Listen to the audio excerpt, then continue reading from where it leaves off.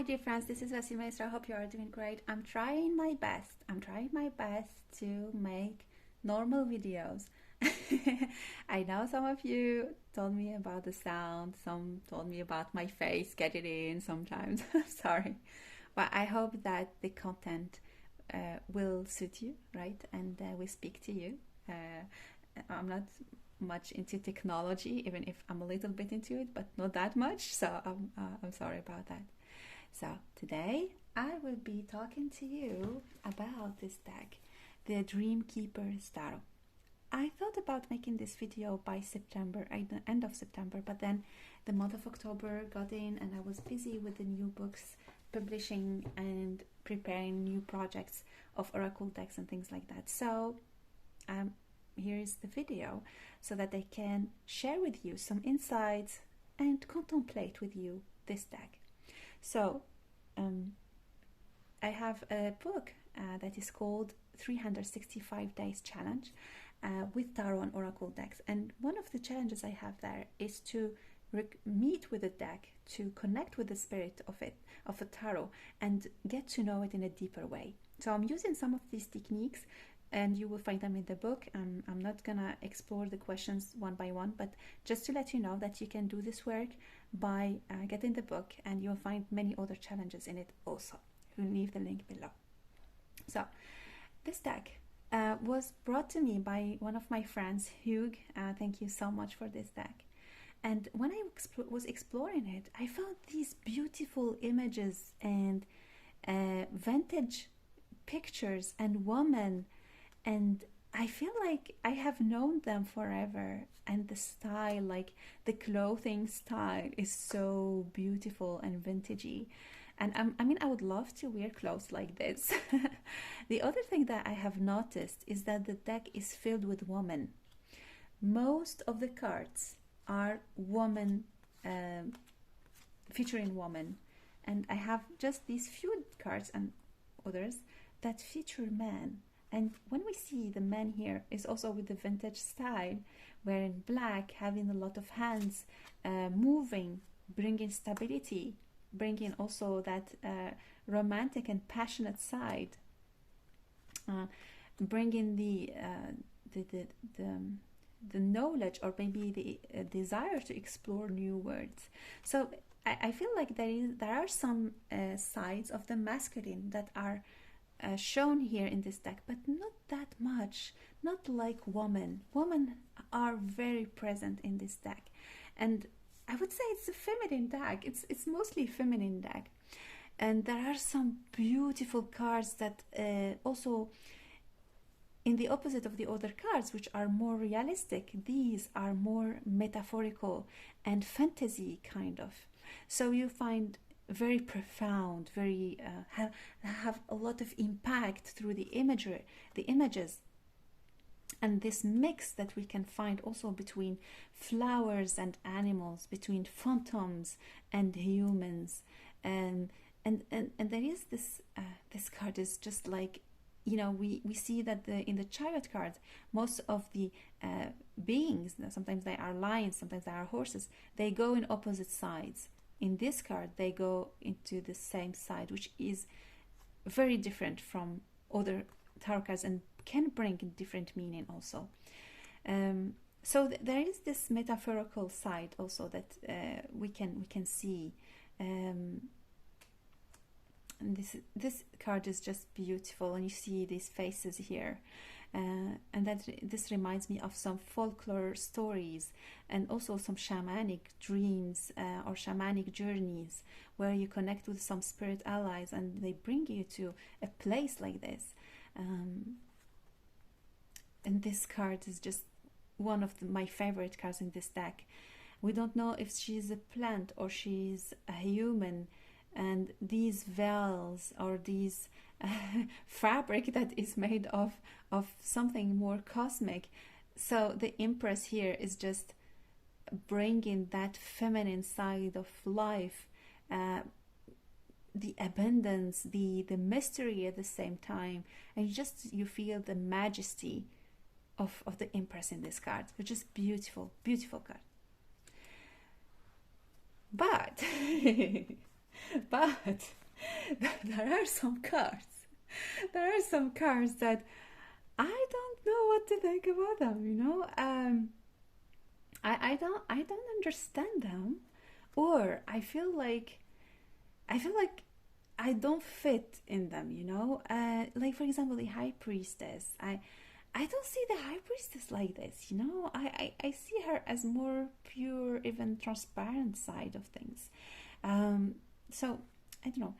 This looks more frightening to me and more darkish side.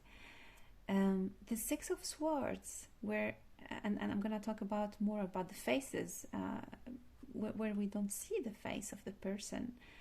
The Two of Cups, this one is beautiful. I cannot say the opposite. I mean, the couple side of things here in this deck are very beautiful. We'll put them aside. Page of Pentacles. I mean, yeah, I will put some cards aside and check their meaning in the guidebook because I forgot a bit about their.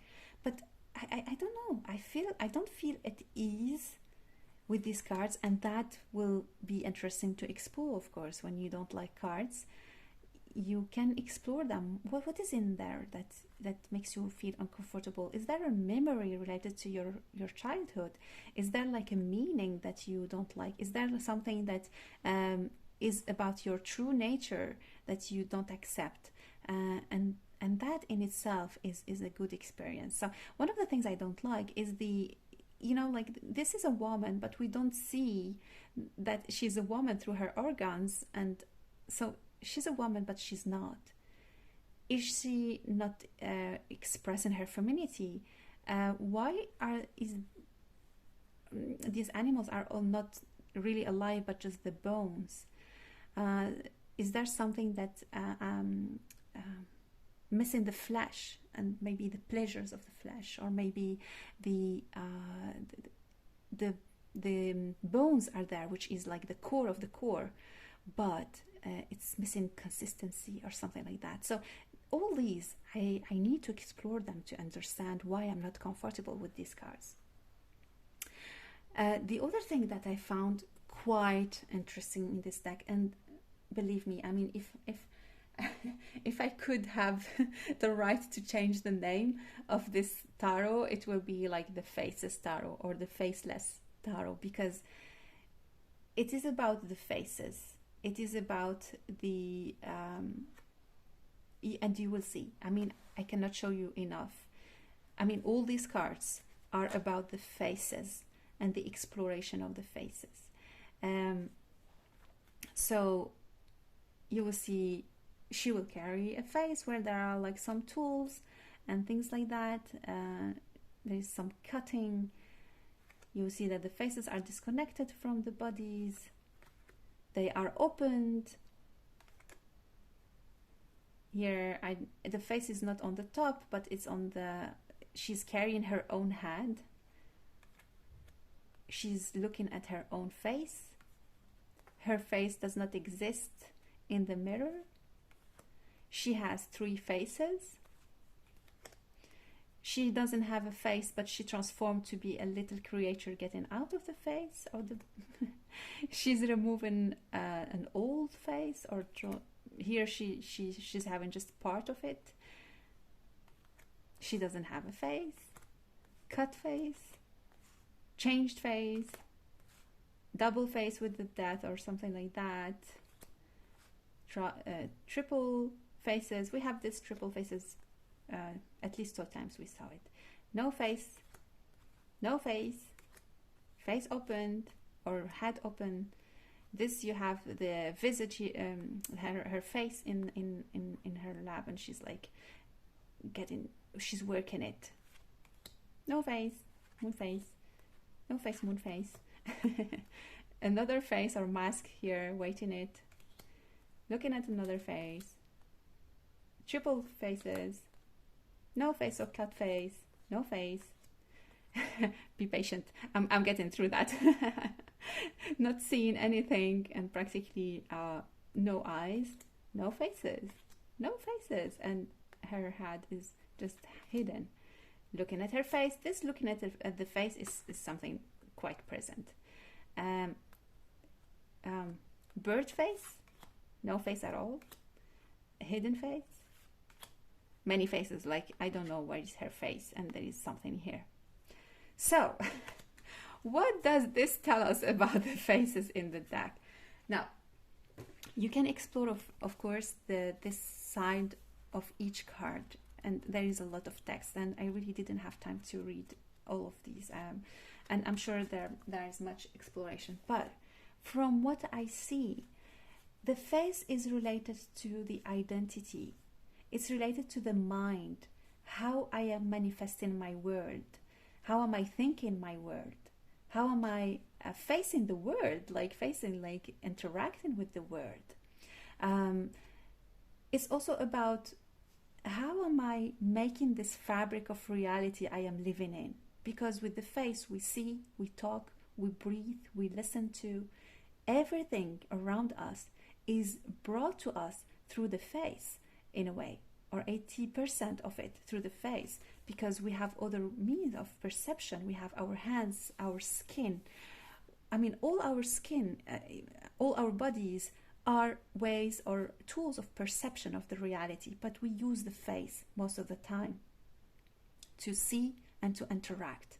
What if the face disappears? We can learn to perceive the reality through our other senses. We can maybe recreate our face, recreate our reality. Maybe we can recreate our way of interacting with people. And that brings me to thinking also that maybe in our interactions and our reality today, we are missing something important, which is the soul. And maybe the body carries the heart, carries the soul. And we have to reconstruct our reality through that.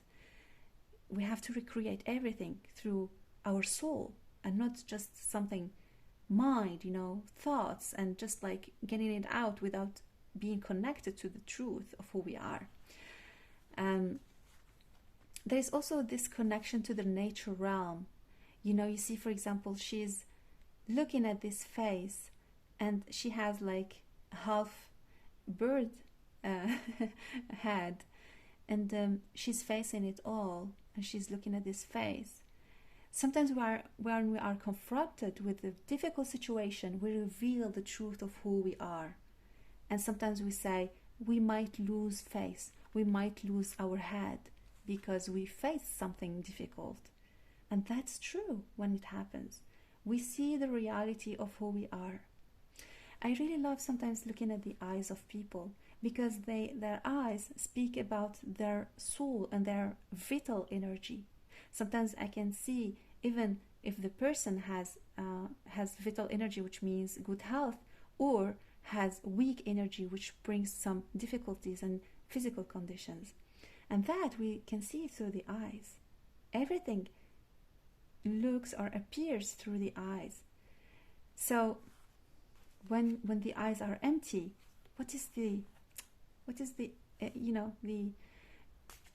goal of a head? What is the wisdom we can bring to the world if our soul does not express herself anymore, if our vital energy is too weak? So we have to get back to recreate our identity, recreate our way of seeing the world before interacting with it. Recreate. So there is something about recreation in this deck that came very strongly to me. It's an invitation.